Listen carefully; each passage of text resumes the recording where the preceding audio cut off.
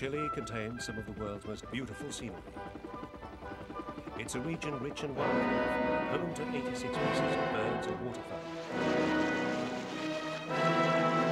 Sweeping landscapes like the unspoiled countryside around the Bio Bio River.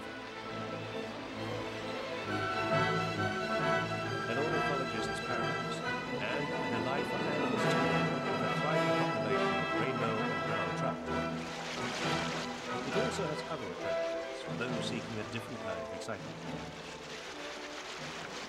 This is first-class whitewater, and enthusiasts come from all the way around to test their skills against its mighty rapids. The Bio Bio is one of the last great wilderness river systems. Rising the Andes or the Argentine border, it cascades westward down to the Pacific, some 800 kilometers south of the Chilean capital, Santiago.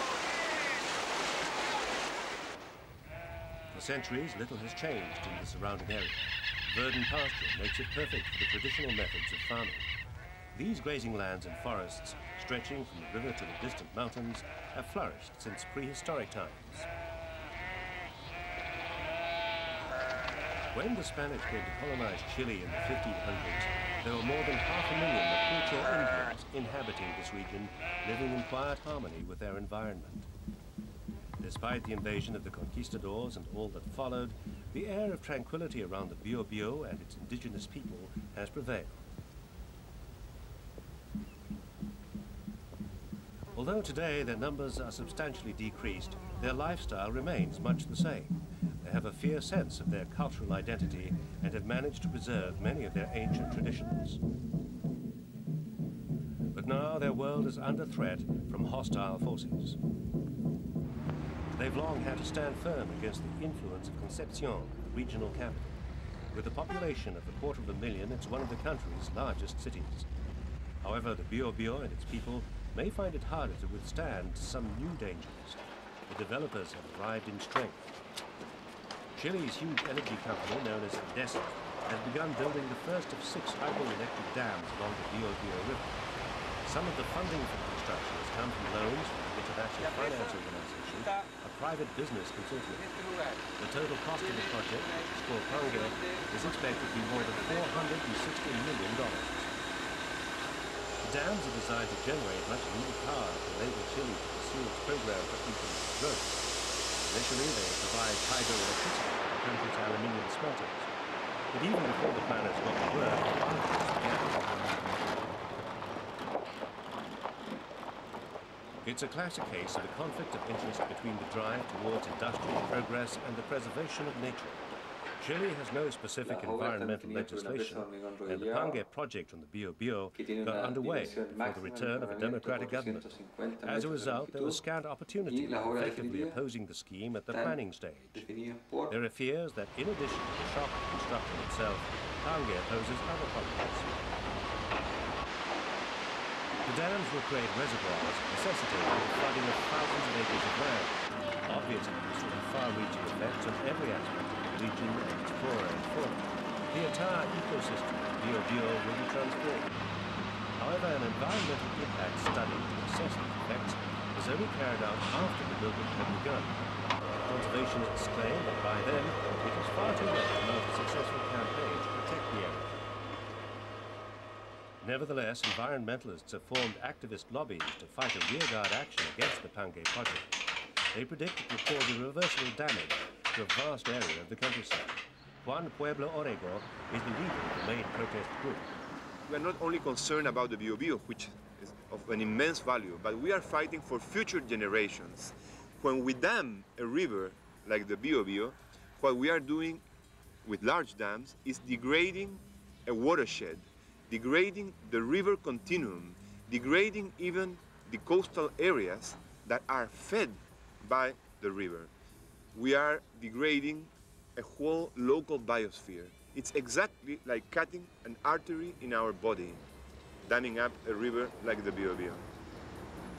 Industrial pollution has already taken its toll on the Bio Bio despite the best efforts of the green campaigners. This wood pulping plant is blamed for creating one of the most heavily polluted sections of the river. There are inadequate restrictions placed upon the disposal of the factory's byproducts. As a result, chemical waste is dumped daily into these waters, destroying their natural pristine beauty.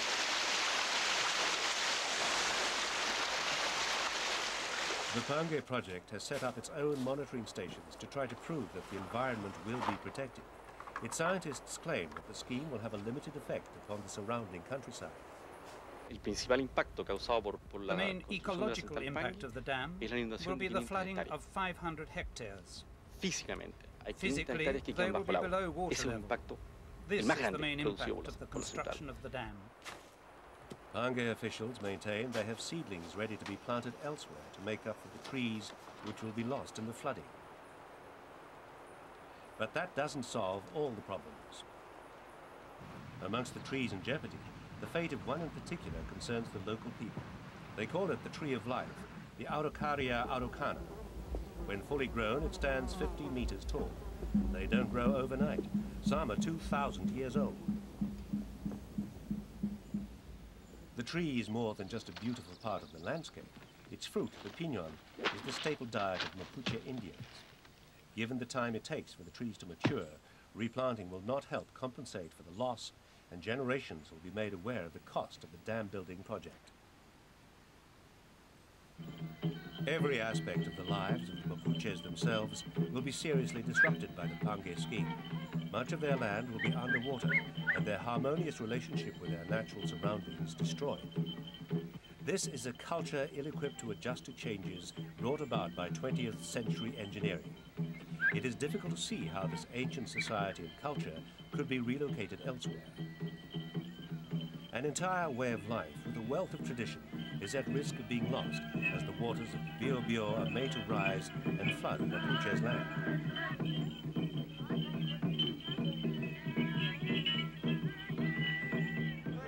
There have been an increasing number of demonstrations protesting against the Pange scheme and the Chilean government's seeming lack of concern for both the people and the environment of Bio Bio. But so far, all calls to stop the project have fallen on deaf ears. For its part, Pange claims the dam must be completed in the next 5 years. Si Pange no está lista, se va a producir un déficit de energía, lo cual va a significar un aumento de las tarifas y va a significar que vamos a tener que restringir el consumo de energía, por lo tanto vamos a tener que disminuir el grado de crecimiento económico del país.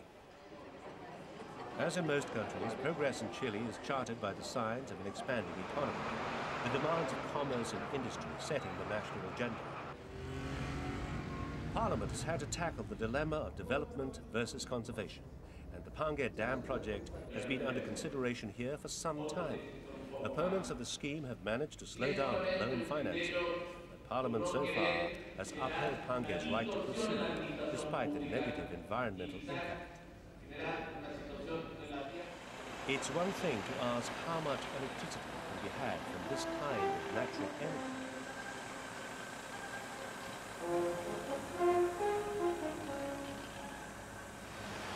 But it is quite another to question how much a waterfall is worth.